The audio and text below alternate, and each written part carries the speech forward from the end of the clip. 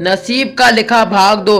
पंडित के दामाद और बेटी उन दोनों का आशीर्वाद लेकर अपने घर के तरफ रवाना हो गए।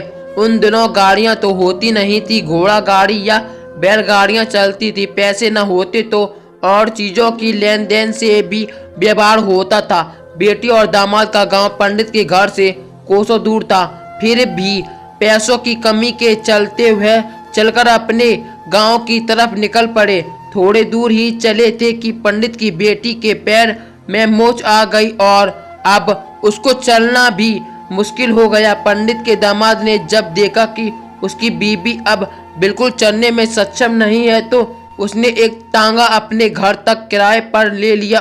दोनों पति पत्नी टांगे में बैठकर घर तक पहुंच गए, लेकिन टांगे वाले को देने के लिए उनके पास पैसे थे नहीं। इसलिए पंडितन ने जो बूंदी के लड्डू उन्हें दिए थे वही किराए के तौर पर उस तांगे वाले को दे दिए। तांगे वाला बूंदी के लड्डू को लेकर वहां से चला गया।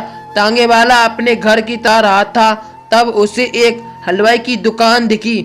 उसने सोचा कि थोड़े से बूंदी के लड्डुओं से मेरे घर के लोगों का पेट थोड़ी भरने वाला है। इससे अच्छा मैं इन बूंदी के लड्डुओं को बेचकर उससे कुछ चावल खरीद लेता हूँ। टांगे वाले ने बूंदी के लड्डू हलवाई को बेच दिए। जिस गांव में वह हलवाई रहता था उसी गांव में एक आदमी ने अपने घर पर पूजा रखी थी और उसी पंडित को उस पूजा के लिए बुलवाया था।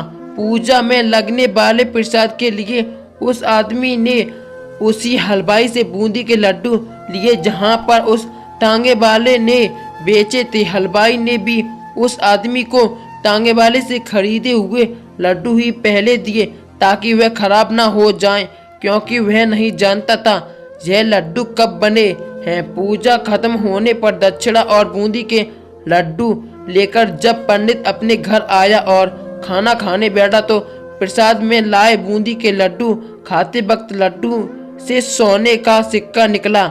इस घटना को देखकर पंडिताइन की आंखों से आंसू बहने लगे।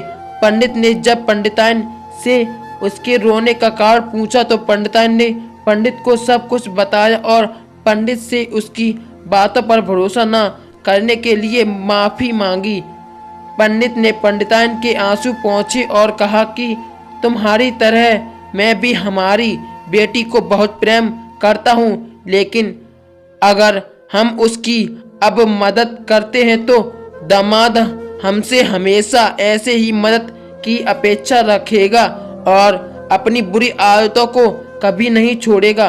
पंडिताइन भी अब पंडित की बातों से सहमत हो गई। 2-3 महीने बीत गए। पंडित के दामाद और बेटी फिर से एक बार उसके घर आए और इस बार उसकी परिस्थिति पहले से बेहतर थी, क्योंकि पिछली बार खाली हाथ जाने के बाद दामाद ने नया काम शुरू किया था और अपनी सारी बुरी आदतें भी छोड़ दी थी। दोस्तों, नसीब का लिखा नहीं बदलता। यह कहानी आपको कैसी लगी?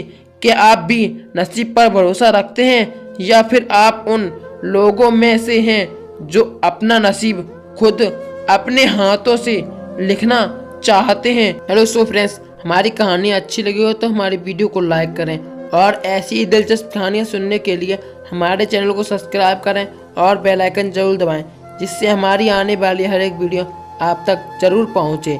Thank you so much guys. Thanks YouTube family. Bye bye. Take you. धन्यवाद।